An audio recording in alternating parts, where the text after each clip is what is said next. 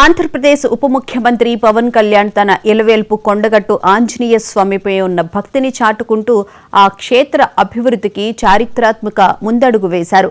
సుదూర ప్రాంతాల నుండి వచ్చే భక్తుల ఇబ్బందులను గుర్తించిన ఆయన తిరుమల తిరుపతి దేవస్థానం నిధులతో మౌలిక వస్తువుల కల్పనకు ప్రతిపాదించారు. ముఖ్యమంత్రి చంద్రబాబు నాయుడు సానుకూలతతో టీటీడీ బోర్డు మంజూరు చేసిన 35,19,00,000తో నేడు శంకుస్థాపన చేయనున్నారు. ఒకేసారి 2,000 మంది దీక్ష విరమణ చేసే మండపం, 96 గదుల భారీ సత్రం నిర్మాణంతో కొండగట్టు రూపురేఖలు మారనున్నాయి.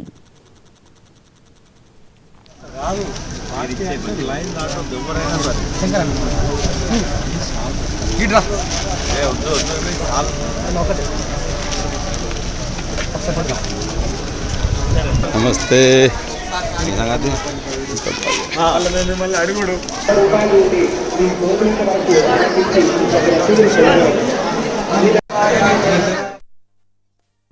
అంజన్న క్షేత్రంలో ఆధ్యాత్మిక కార్యక్రమం అనంతరం పవన్ కళ్యాణ్ రాజకీయాలపై దృష్టి సారించనున్నారు. తెలంగాణ పంచాయతీ ఎన్నికల్లో జనసేన మద్దతుతో గెలిచిన సర్పంచులు, వార్డు సభ్యులతో ఆయన ప్రత్యేకంగా భేటీ కానున్నారు.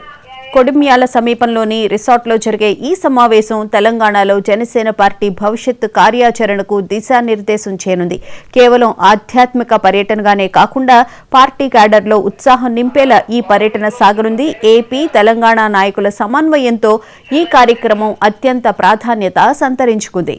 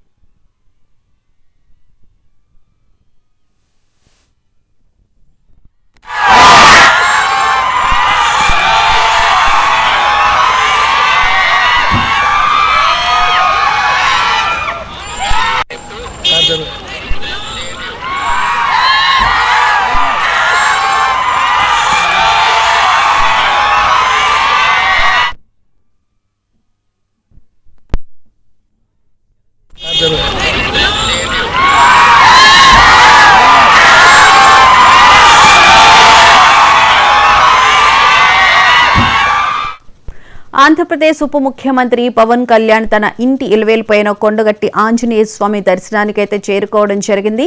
మరి కాసేపట్లో 2,000 మంది మాల వేసుకుని దీక్ష విరమణ చేసే వాళ్ళ కోసం మండపం నిర్మాణానికి సంబంధించి, అలాగే అక్కడ బస చేయడానికి వచ్చే వాళ్ళకి సంబంధించి సత్రానికి ఏర్పాటుకి సంబంధించి కూడా ఈ రోజు శంకుస్థాపన చేసే అవకాశం అయితే కనిపిస్తుంది. ముఖ్యంగా తెలంగాణ ప్రభుత్వము అక్కడికి వచ్చి నిధులు విడుదల చేస్తాము అని చెప్పినప్పటికీ కూడా నిధులు విడుదల చేయని నేపథ్యము, అలాగే పవన్ కళ్యాణ్ అక్కడికి వెళ్లిన నేపథ్యంలో అక్కడ ఉన్నటువంటి సామాన్య భక్తులు కానీ కొంతమంది పవన్ కళ్యాణ్ దృష్టికి తీసుకువచ్చారు. అక్కడ మాకు సత్రాలు లేవు, మేము ఇక్కడికి వచ్చి ఉండడానికి కొండ పైన అని చెప్పి కూడా తెలిపిన నేపథ్యంలో టీటీడీ అధికారులతో మాట్లాడి 35,19,00,000 రూపాయల విడుదలకు అయితే ముఖ్య పాత్ర వహించారనే చెప్పాలి. మరి ఆ నిధులకు సంబంధించి ఈ రోజు విడుదల చేసిన తర్వాత ఇప్పుడు మనం విజువల్స్ లో కూడా చూస్తూ ఉన్నాము. ఆంజనేయ స్వామి దర్శనానికైతే డిప్యూటీ సీఎం పవన్ కళ్యాణ్ వెళ్తూ ఉన్నారు.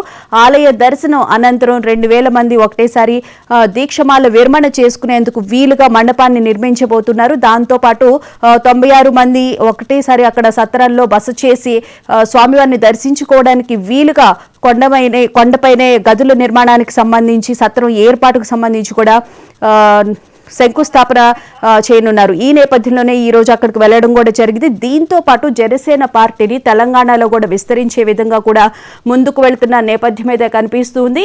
మన సర్పంచ్ పదవుల నేపథ్యంలో జనసేన సపోర్ట్ తో గెలిచినటువంటి వాళ్ళతో కూడా ప్రత్యేకంగా సమావేశమవుతారు.